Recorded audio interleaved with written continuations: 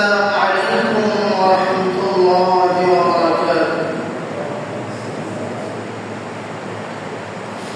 الحمد لله وكفى وسلام على عباده الذين اصطفى.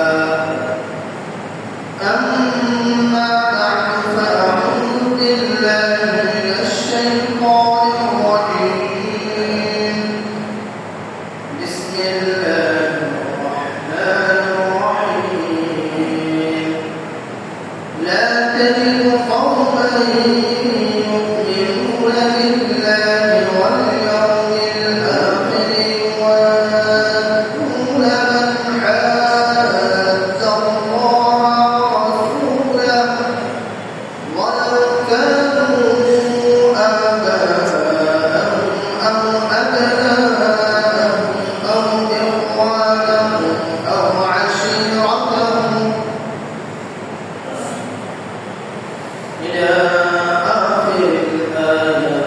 وقال الصادق المصدوق رسول الله صلى الله عليه وسلم: لا تذهب أو لا تنقضي الدنيا حتى يملك العرب رجل من أهل بيته يوافق اسمه اسمي واسم أبيه اسم أبيه، أو كما قال عليه الصلاة والسلام: الحمد لمن قدر خيرا وخبلا، والشكر لمن صور حسنا وجمالا. فرد صمد عن صفة الخلق بديع، رب أزلي خلق الخلق كمالا. لا ضد ولا ند ولا حد لمولاه، الآن كما كان ولم يبق زوالا. সকলে মোহাম্মদ সাল্লাল্লাহু আলাইহি ওয়া সাল্লাম اللهم صل على محمد وعلى آل محمد كما صليت على إبراهيم وعلى آل إبراهيم إنك حميد مجيد. اللهم بارك على محمد وعلى آل محمد كما باركت على إبراهيم وعلى آل إبراهيم إنك حميد مجيد. الحمد لله মহান রব্বুল আলামিনের দরবারে লাখ কোটি শুকরিয়া যে মহান রব্বুল আলামিন আমাদেরকে দুনিয়ার সব ব্যস্ততা থেকে ফারেক করে আল্লাহ তাআলার ঘর মসজিদে যথাসময়ে উপস্থিত হওয়ার তৌফিক দান করেছেন। এজন্য আমরা সকলেই দিল থেকে আল্লাহ তাআলার শুকরিয়া স্বরূপ জোর আওয়াজ করে আলহামদুলিল্লাহ।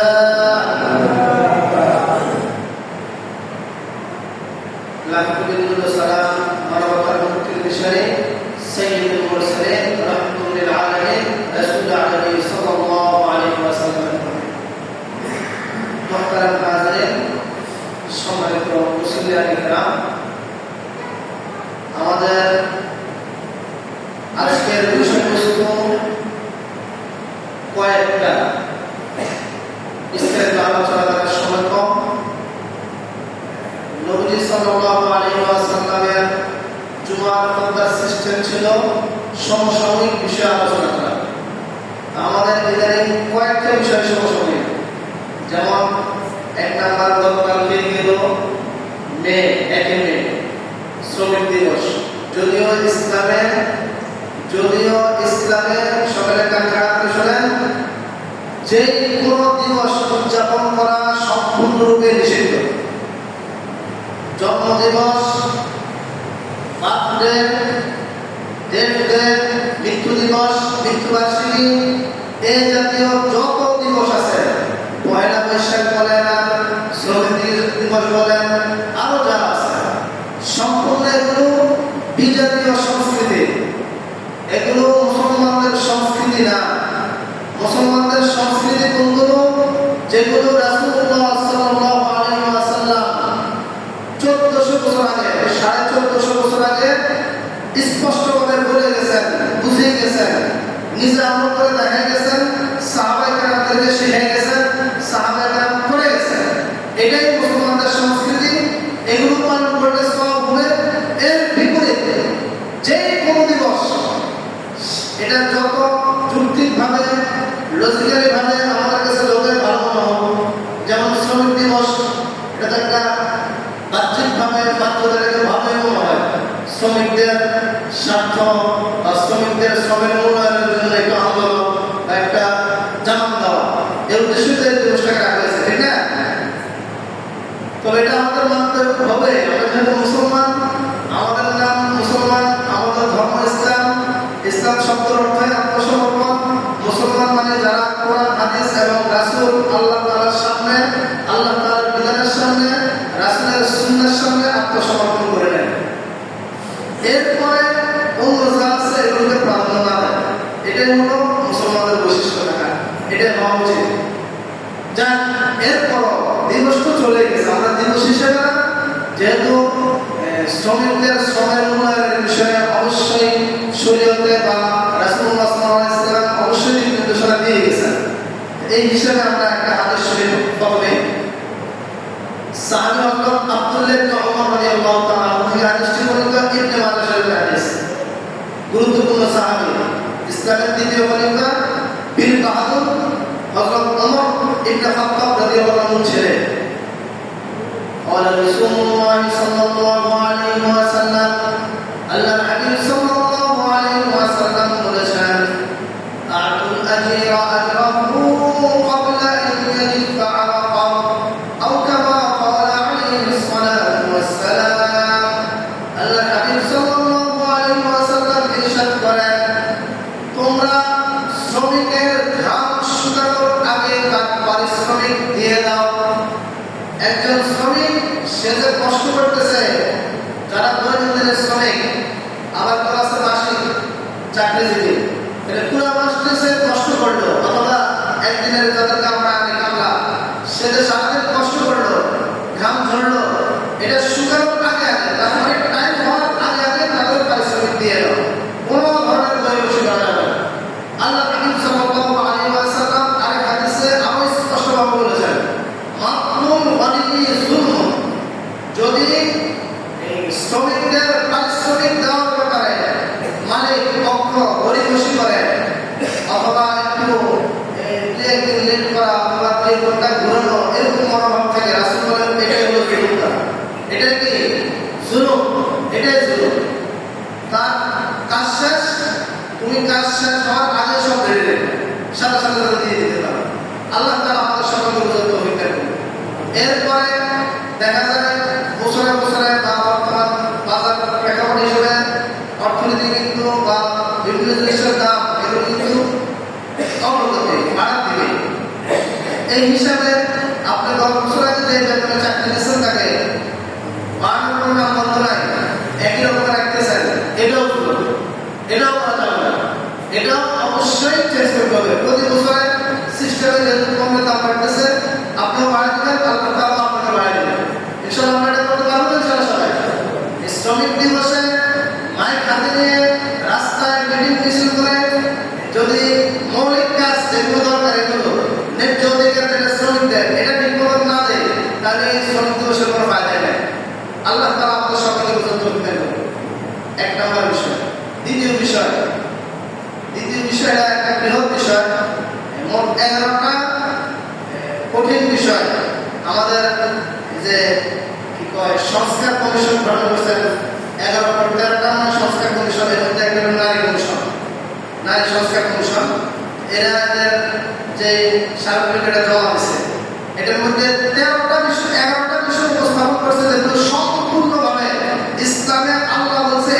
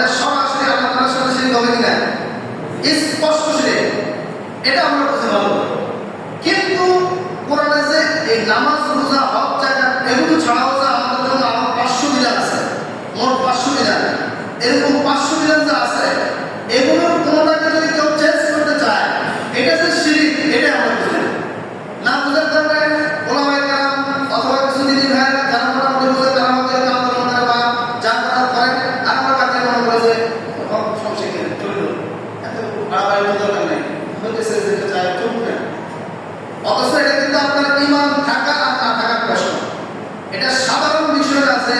আপনি এটা মানে সংসারে সমাধানের জন্য, শান্তির জন্য, যে দেখুন নতুন সরকার আসছে অথবা নতুন একটা সিস্টেম চলতেছে, আমরা এখানে ভেট নিয়ে অযথা মব সৃষ্টি করা, তবে একটু ঝামেলা তৈরি করা কি দরকার? দিচ্ছে করো। এটা কেন করি? এখানে শিরিক এই বিষয়টা আমি বলছি। দেখেন, আমি এই 11টা বিষয় তো বলা সম্ভব না, শুধু তাদের একটা বিষয় আমি আলোচনা করে দিই, তাহলে বুঝতে বাকিগুলোর কি অবস্থা। আল্লাহ তাআলা কোরআনে মেয়েদের অধিকার কি পরিমাণ, বোনদের অধিকার কতটুকু, ভাইয়ের অধিকার কতটুকু স্পষ্টভাবে বলেছেন। লিযযাকারি মিসলু হাজ্জিল উনসায়াইন, একজন বোন তার ভাইয়ে পাবে দ্বিগুণ, সে পাবে এক গুণ। আপনার বাবা যদি মারা যায়, আপনার ভাই বোন থাকেন দুজন, এক ভাই এক বোন, তাহলে সম্পদ ভাগ হবে 3 ভাগ। যদি আর বোন না থাকে, 3 ভাগের মধ্যে 2 ভাগ পাবে বড় ভাই আর 1 ভাগ পাবে বোন। এটা বিধান টাকা, বিধান টাকা যুক্তি কিন্তু মানে না। একই বাবার সন্তান, নারী কমিশনের যে যুক্তি, একই মায়ের সন্তান, তাহলে আমি মেয়ে হয়ে 2 ভাগের 1 ভাগ পাবো, আর আমার ভাই পুরুষ হয়ে সে দ্বিগুণ, আমার থেকে দ্বিগুণ পাবে। এটা তো বৈষম্য, বুঝলেন না?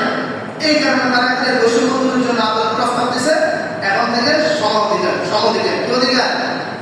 সম-অধিকার।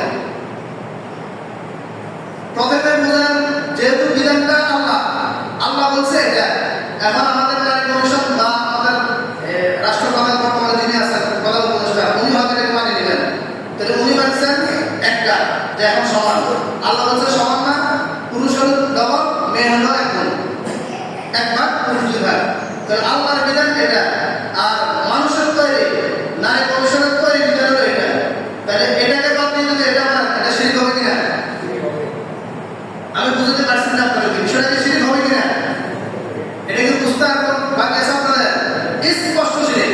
তাহলে শিরকের ব্যাপারে কি আমাদের অবস্থান নরমালাইজ, চলক না করক না এরকম থাকা হবে না, ডাইরেক্ট সাংঘর্ষিক, ইমানের সাথে সাংঘর্ষিক। তাহলে সে কে এটা আমাদের দেখা দরকার নেই। হুয়ারিও, তুমি কে? তুমি প্রধান উপদেষ্টা না কে? এগুলো আমাদের দেখা দরকার নাই। কোরআনের প্রশ্নে, আল্লাহর প্রশ্নে, ইসলামের প্রশ্নে কে সে এটা দেখা দরকার নাই। কোরআন কি বলে, আল্লাহ কি বলছেন, রাসূল কি বলছেন, এটার জন্য আমরা লড়াই করে যাব। এটাই হলো মুসলমানদের অবস্থান। এখন বুঝেন, আমি তো একটু ইয়াতে বললাম শুধু কোরআন হাদিস দিয়ে, এবার আমি যুক্তি দিয়ে একটু বুঝাই। এই যে আমাদের মা বোনদেরকে উস্কে দিয়েছে এই কিছু নাস্তিক এবং এদেরকে যারা সমর্থন দিতেছে, এরা বুঝেছে যে নারীদের উপর জুলুম করা হয়েছে কোরআনের এই বিধানটা। আমি একটু আমাদের মা বোনের একটু কান খাড়া করে শোনান, আপনাদের জন্য বিশেষ করে এটাকে জুলুম করা হলো না আপনাদেরকে প্রাধান্য দেওয়া হবে, একটু বোঝান। একজন নারী যখন সে কন্যা, যখন সে মেয়ে, বিয়ের আগ পর্যন্ত তার ভরণ পোষণ, খাবার দাবার যাবতীয় সব কার দায়িত্বে? কার দায়িত্বে? বাবার দায়িত্বে। বিয়ে হয়ে গেল, বিয়ের পরে স্বামী যতদিন জীবিত থাকবে ততদিন পর্যন্ত তার ভরণ পোষণ, খাবার দাবার সবকিছু কার দায়িত্বে? স্বামীর দায়িত্বে, ফরজ দায়িত্ব না স্বামীর উপর। এরপরে স্বামী ধরেন মারা গেল, বড় ছেলে আছে, কর্ম করে, শ্রমজীবী, তাহলে মায়ের ভরণ পোষণ, কাপড় চোপড় যা আছে সবকিছু দায়িত্ব কার? ছেলে। এরপরে তো মাও কিন্তু। তাহলে দেখেন, একজন মেয়ে যখন সে কন্যা, তখনও তার এভরিথিং সব খরচ পুরুষের উপর, বাবার উপর। যখন সে স্ত্রী, তখন স্বামীর উপর। যখন সে মা, তখন ছেলের উপর। তাহলে তাকে যে আল্লাহ তাআলা 2 ভাগের 1 ভাগ সম্পদ দিল, এই সম্পদ কি খরচ করার কোনো খাত আছে? কোনো খাত আছে খরচ করা? বলেন না আছে? কোনো খাত নাই।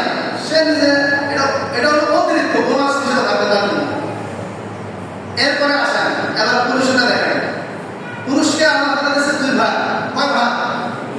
একজন পুরুষ যখন সে বাবা, সন্তানের খরচ আছে তার উপর, তার কাছে আছে কিনা? আছে কিনা? যখন সে স্বামী, স্ত্রীর ভরণ পোষণের দায়িত্ব তার কাছে আছে কিনা? খরচের কাজ আছে কিনা? যখন সে বড় ভাই, বোন থাকলে বিয়ের উপযুক্ত বাড়িতে, অথবা মা থাকলে মায়ের সব খরচ তার কাছে আছে কিনা? কি বলেন, আছে কিনা? তাহলে তাকে দিলে দ্বিগুণ, কিন্তু তার কাছে কিন্তু খরচের কাজ 4টা। মোট কয়টা খরচের কাজ? 4টা খরচের কাজ। যে এই জায়গায় দিলা, তুমি তোমার মেয়েরও দিলা, তোমার মায়েরও দিলা, তোমার বউরও দিলা, তোমার বোনরও দিলা, 4টা খাত। তাহলে দিল আল্লাহ তাআলা দ্বিগুণ, দিল দ্বিগুণ, খরচের খাত দিয়ে দিল 4 গুণ, দিল দ্বিগুণ, খরচের খাত দিল কয় গুণ? 4 গুণ। আর আমাদের মা বোনদেরকে দিল 1 গুণ, খরচের খাত দিল না একটাও। তাহলে কোরআনের এই বিধান, এটা কি নারীদের উপর জুলুমি বিধান হলো নাকি এদের উপর কোয়াসি বিধান? বরঞ্চ পুরুষদের তাদেরকে প্রাধান্য দেওয়া হবে এখানে। আমাদের মা বোনদের বিষয়টা না বোঝার কারণে উচিত ছিল ন্যায্য অধিকার চাই আমরা, এটা প্রস্তাব দেওয়া যে আমাদের যে পাওনা অধিকার এটা যেন ঠিক মতো দিয়ে দেয়। ইসলাম যেভাবে বলে গেছে এটা এভাবে যেন দিয়ে দেয়, এটাকে বাস্তবায়নের জন্য একটা প্রস্তাব দেওয়া, এটা হলো ঠিক। কিন্তু তা না করে তারা এটা হলো লিবারেলিজম, মানে নারী পুরুষ সমান অধিকার। এটা যদিও সম্পত্তি উপস্থাপন করছে, এদের উদ্দেশ্য সম্পত্তি হয়, এদের উদ্দেশ্য হলো দেহ দিয়ে, কি দিয়ে? নারী পুরুষ সমান অধিকার যারা চায় এদের উদ্দেশ্য যদি মুখের পুড়ে আমরা যে সম্পদে বিধান এখানে জুলুম করা হয়েছে, বৈষম্য করা হয়েছে, তাদের মূল উদ্দেশ্য সম্পদে না, তাদের মূল উদ্দেশ্য হলো আমার দেহ আমার, দেহ আমার, মালিক আমি, যাকে মন চায় তাকে দেবো। বাধা দিবে কে? ইসলাম কেন বাধা দিবে?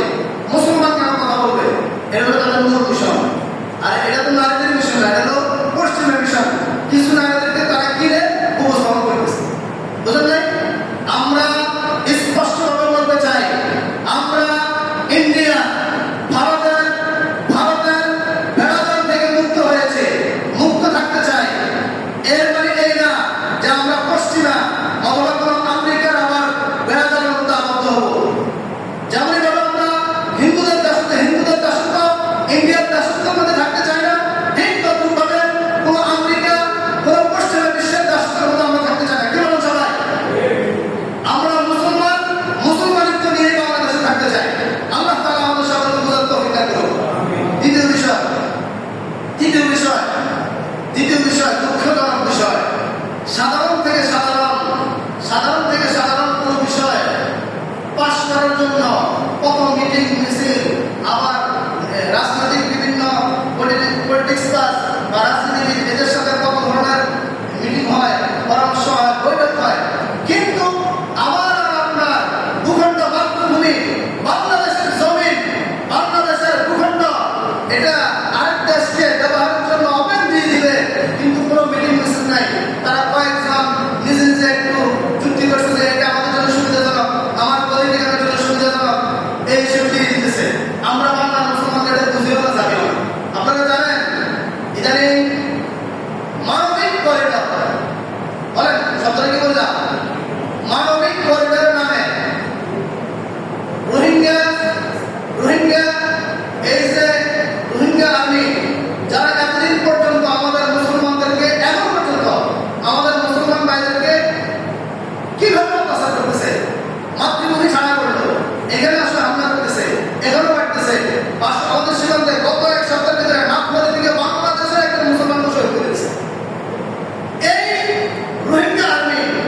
যেহেতু আমি আগে বলছি, আর্মিরা গণতন্ত্রকে টিকিয়ে রাখার মূল হাতিয়ার আমেরিকার হলো সেনাবাহিনী। এজন্য আমেরিকা এই রোহিঙ্গা আর্মিদেরকে হাতিয়ার বানাইছিল। আর আমেরিকার মনোরঞ্জনের জন্য আমাদের ডক্টর ইউনূস সাহেব, প্রধান উপদেষ্টা, তিনি এই রাখাইন রাজ্যের সাথে বাংলাদেশের যে সীমান্ত, এখান থেকে একটা মানবিক করিডর দিতেছে। কি দিতে চাইতেছে? মানবিক করিডর। তার মানে সামরিক বাহিনী, অনেকে মনে করে যে শুধু ব্যবসায়িক খাতিরে হয়তো মানবিক করিডর দিতেছে। স্পষ্ট কথা, আপনারা খবর নিয়ে দেখেন, যাচাই বাছাই করে দিয়ে দেখেন। আমি যাচাই বাছাই করে বলতেছি, এটা শুধু ব্যবসায়িক খাতিরে মানবিক করিডর দিতেছে, বিষয়টা এমন না।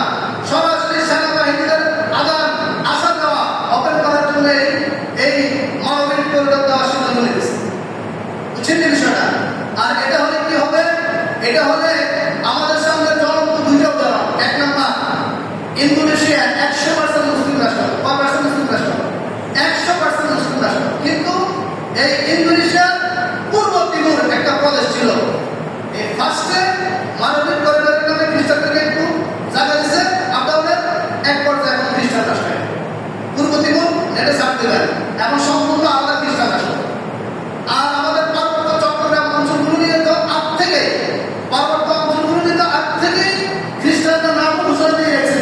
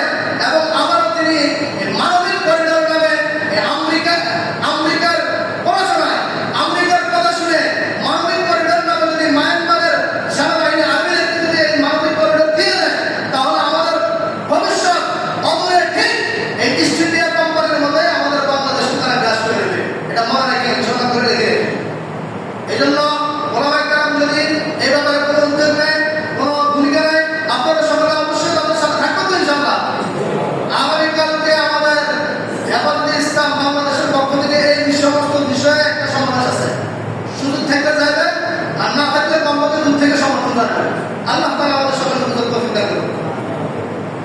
এগুলো আমাদের সমসাময়িক দুই তিনটা বিষয়। এরপরে আমরা আমাদের ধারাবাহিক আমাদের আলোচনা চলতেছিল ইমাম মাহাদির পরিচয় এবং তিনি কখন আবির্ভাব হবেন এবং তার যে সংগ্রামী একটা যুদ্ধ গাজওয়াতুল হিন্দ রাসূলের ভাষায়, এই যুদ্ধ নিয়ে আমরা একটু আলোচনা শুনতেছিলাম গত সপ্তাহ থেকে। আমরা আবার একটু পিছন থেকে একটু স্মরণ করে দেই একটা হাদিস, ইবনে মাজাহ মুসনাদ আহমদ এবং ইবনে মাজাহ শরীফ তিরমিজি শরীফের হাদিস। ইমাম মাহদী কে হবেন আর এই বিষয়ে আলোচনা দরকার কেন? আশা করি এটা আপনাদের বোঝার বাকি নেই।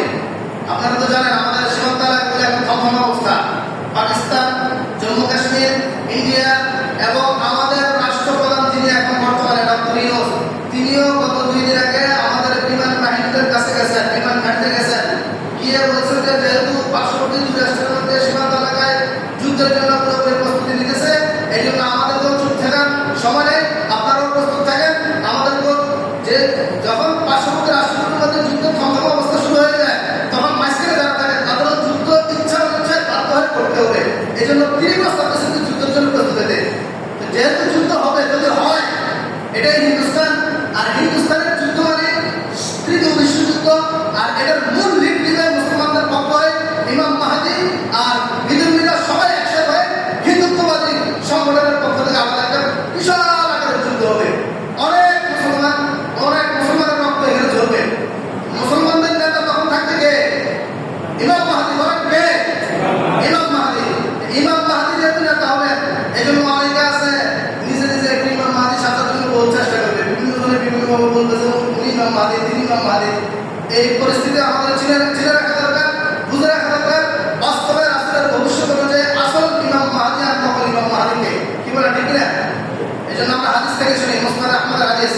আল্লাহর হাবিব সাল্লাল্লাহু আলাইহি ওয়াসাল্লাম বলেছেন, সাহাবা হযরত আবু হুরায়রা রাদিয়াল্লাহু তাআলা আনহু থেকে তিনি বলেন, লা তাযহাবিদ দুনিয়া আও লা তানফাযিদ দুনিয়া হাত্তা ইয়ামলিকা আল-আরব রাজুলুন মিন আহলি বাইতি।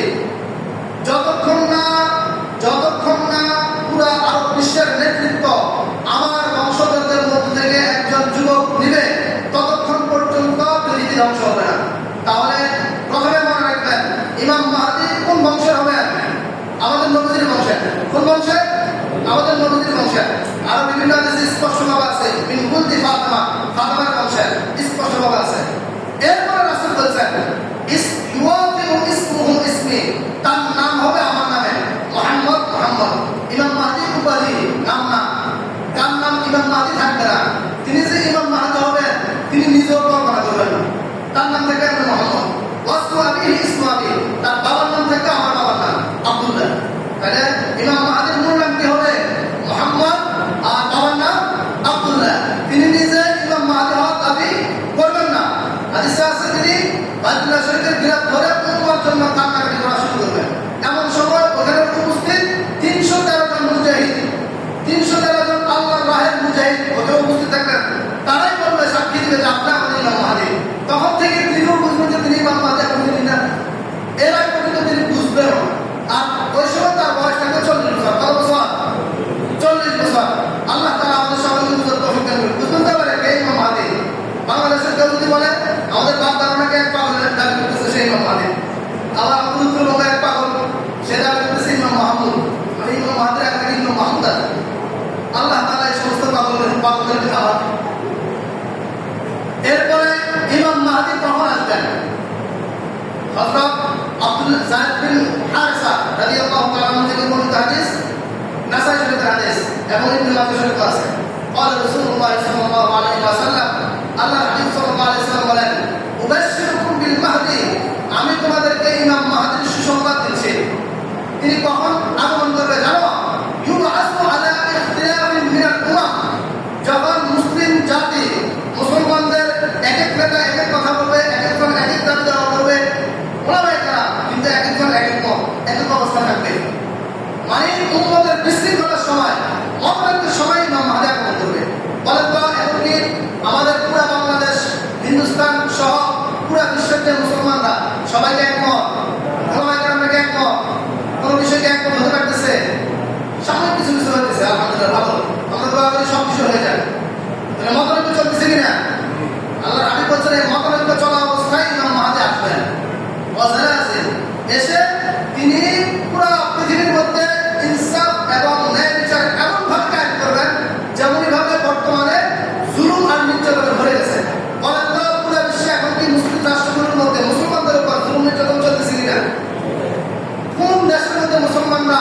শান্তিতে তাদের ধর্ম এবং ধর্মের যত বিধান আছে সবগুলো অবৈধ করতে পারতেছে। কোন রাষ্ট্রে বলেন? বাংলাদেশ বলবেন জিহাদ আল্লাহ তাআলার দেওয়া গুরুত্বপূর্ণ এক ফরজ বিধান।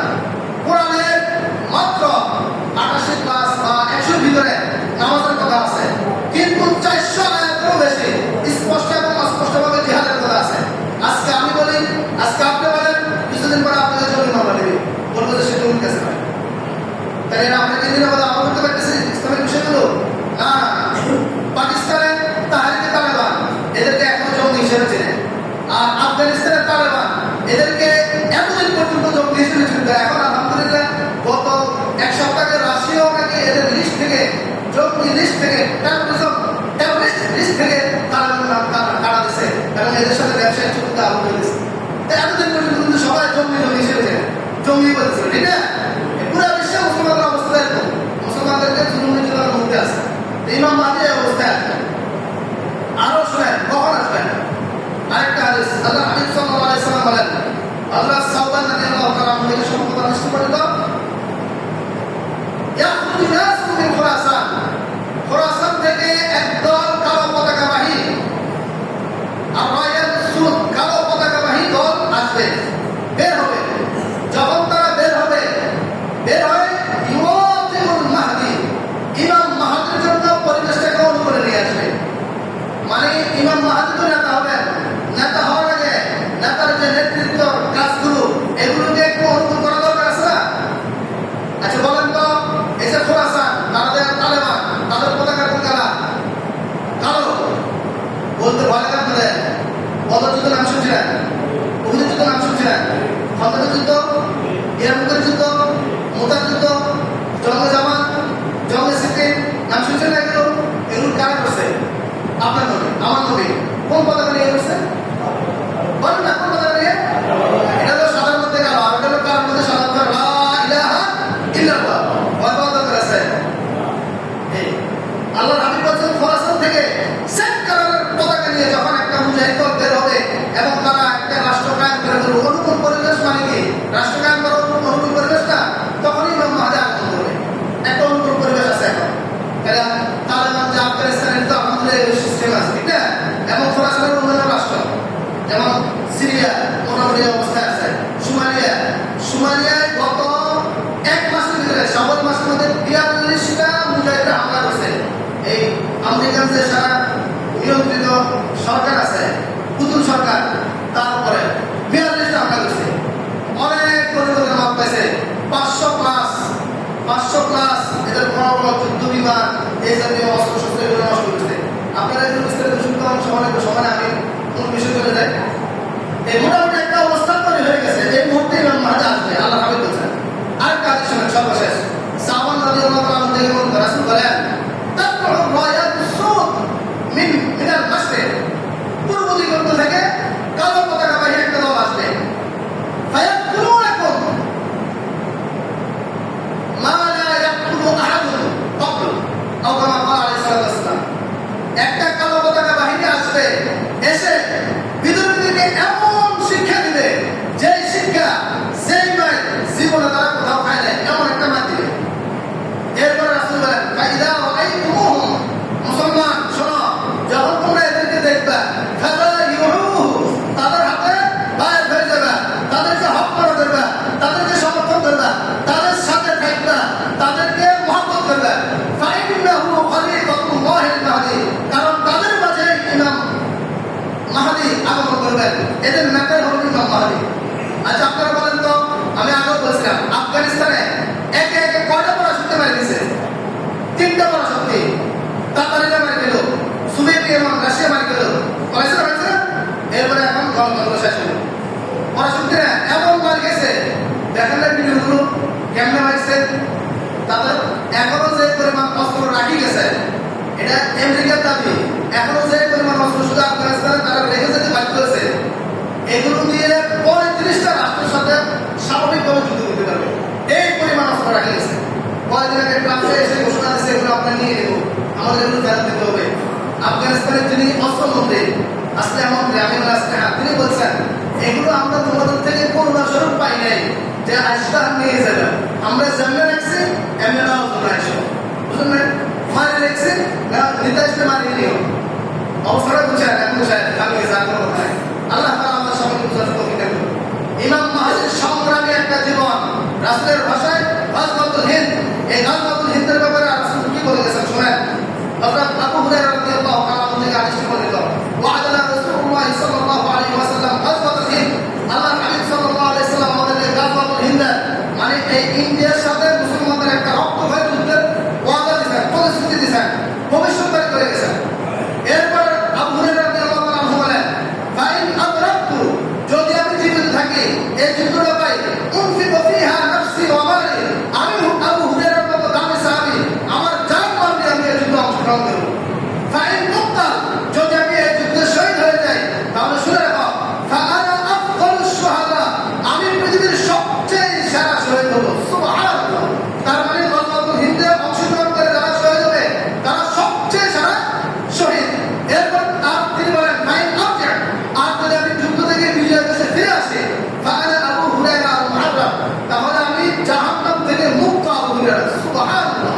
তার মানে শহীদ হলে সেরা শহীদ, আর বাঁচলে নিশ্চিত জান্নাতে, জাহান্নাম থেকে মুক্ত। সুবহানাল্লাহ। প্রস্তুত আছেন তো সবাই ইনশাআল্লাহ? আল্লাহ হাবিব সাল্লাল্লাহু আলাইহি ওয়াসাল্লাম আরো বলেছেন, ইসাবাতান মিন উম্মতি আহরাজাহুল্লাহু মিনান নার, দুইটা দল এমন আসবে যাদেরকে সরাসরি আল্লাহ তাআলা জাহান্নাম থেকে মুক্তি দিবেন। সুবহানাল্লাহ। ইসাবাতুন তাফসুল হিন্দ, একদল যারা হিন্দুস্তানের গাজওয়াতুল হিন্দে অংশগ্রহণ করবে। ওয়া ইসাবাতুন তাকুনু মা ঈসা ইবনে মারইয়াম, আরেকদল যারা এই ঈসা ইবনে মারইয়ামের সাথে দাজ্জালের বিরুদ্ধে যুদ্ধ করবে। আল্লাহ তাআলা আমাদের সকলকে অংশগ্রহণের তৌফিক দান করুন। সর্বশেষ এই গাজওয়াতুল হিন্দে মুসলমানরাই বিজয় হবে। এটা যে তারা যতই লাফালাফি করো, যতই আপনারা দেখেন যে তাদের কাছে কত অস্ত্র, কত অত্যাধুনিক বিষয়, কত কি ইন্ডিয়ার কাছে, এগুলো যে কোনো কাজে আসবে না। এটার জন্য রাসূলের ভবিষ্যৎবাণী শুনেন। ক্বালা রাসূলুল্লাহ সাল্লাল্লাহু আলাইহি ওয়াসাল্লাম, লা ইয়াযুয়ান্নাল হিন্দ লাকুম জাইশুন, মুসলমানদের পক্ষ হয়ে এমন একদল মুজাহিদ গাজওয়াতুল হিন্দে অংশগ্রহণ করবে, ইয়াফতাহুল্লাহু আলাইহিম, যাদের হাতে আল্লাহ তাআলা বিজয় দান করবেন। সুবহানাল্লাহ। কেমনে বিজয় দান করবেন? ইয়াতু বিল মুলুকি মুগাল্লালিনা বিসসালাসাল, তারা বিজয় লাভ করার পরে ইন্ডিয়ার যত শাসক আছে, বিভিন্ন প্রদেশের যে মন্ত্রী আছে, প্রধানমন্ত্রী, বিভিন্ন প্রদেশের রাজা, এই মন্ত্রীদেরকে গলার মধ্যে শিকল ধরে টানতে টানতে ইমাম মাহদির সামনে নিয়ে আসবে। সুবহানাল্লাহ। বিজয় কি তারা হবে না আমরা হব? এরপরে রাসূল বলেন, ইয়াগফিরুল্লাহু যুনুবাহুম, যারা এই জিহাদে অংশগ্রহণ করবে তাদের গুনাহ সব মাফ। সুবহানাল্লাহ। ফায়ানসারিফুনা মা ইয়ানসারিফুন, এই গাজওয়াতুল হিন্দ শেষ হওয়ার পরে মুজাহিদরা এক এক দল এক এক জায়গায় যাবে, যেতে যেতে তারা যাবে সামনে, তার মানে ঈসা আলাইহিস সালামের কাছে। এরপরে ঈসা আলাইহিস সালামের সাথে সাক্ষাৎ হবে, এরপরে দাজ্জালের বিরুদ্ধে বড় একটা যুদ্ধ হবে। এটা আরো বহুত পরে। তবে গাজওয়াতুল হিন্দ অবস্থা হিসেবে সবকিছু মিলাই মোটামুটি যেহেতু অবস্থা চলতেছে থমথমে অবস্থা, কাশ্মীরের মধ্যে গত 1 বছরে 23,800 প্লাস আমার আপনার মুসলমান ভাইদেরকে তারা শহীদ করে দিচ্ছে। কত হাজার? 23,800 প্লাস। যুদ্ধ নাই, কিছু নাই, এমনি মারছে। আল্লাহ তাআলা সুযোগ দেন, ছাড় দেন, তবে ছেড়ে দেন না। দেখেন নাই ইসরায়েলকে ছাড় দিছে কিন্তু ছাড়ে নাই। আমেরিকা আর ইসরায়েল একসাথে তাদের রাজধানী পর্যন্ত এখন দাবানো ছড়া দিচ্ছে। যেটা দেখেন নাই, প্রথম 2 দিনে ইসরায়েলের 2500 একর জায়গা দাবানো শেষ হয়ে গেছে। কত একর জায়গা? 2500 একর প্রথম 2 দিনের তথ্য। আর এখন তো অবস্থা